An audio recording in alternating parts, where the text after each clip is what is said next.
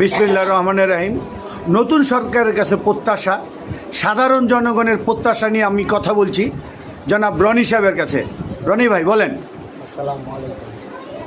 প্রথম প্রত্যাশা হইল বিএনপি সরকারের কাছে চাঁদাবাজি মুক্ত। যেমন যাত্রাবাড়ি কোনো লোক আরতে যাইতে লইলে যাত্রাবাড়ি চৌরাস্তা থেকে ছিনতাই করে টাকা পয়সা সমস্ত কিছু কাইরা নিয়ে যায়। কোনো পুলিশ প্রশাসন কোনো লোক কোনো দিন কখনো অ্যারেস্ট করে না কোনো লোকের। এরা কার ইন্ধনে করে, এইটাই বিএনপি সরকারের দৃষ্টি দেওয়া দরকার। যতক্ষণ পর্যন্ত সন্ত্রাসমুক্ত চাঁদামুক্ত দেশ গড়তে না পারবো ততক্ষণ পর্যন্ত ভালো কোনো উন্নয়নের আশা করা যায় না। জনাব তারেক রহমানকে দেখেছি, সে জাম ঠেলে জনগণের সাথে প্রোটোকল ছাড়াই তারা রাস্তা পার হচ্ছে, এটা আপনি কিভাবে দেখছেন? না, এটা আরো সুন্দর হয়েছে, এই জিনিসটা আরো অনেক সুন্দর যে উনি নিজেই মানতেছে, ওনার পিছেরটা কেন মানবে না।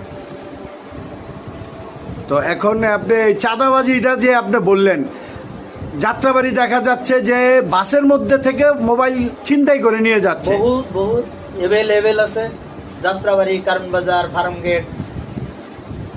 তো আপনি এটা কি সরকারের কাছে কি প্রত্যাশা চান? সরকারের কাছে প্রত্যাশা হলো জানি এই সমস্ত চাঁদাবাজি এবং এই মোবাইল ছিনতাইকারী দেশে আর না থাকে। এদেরকে উৎখাত করার জন্য যা করার দরকার তাই যেন সরকার করে। আর কাঁচামালের যে দামগুলি বাড়ছে, এবার যে লেবুর যে ঘটনাটা ঘটলো, লেবু, এটা আপনি কিভাবে দেখছেন?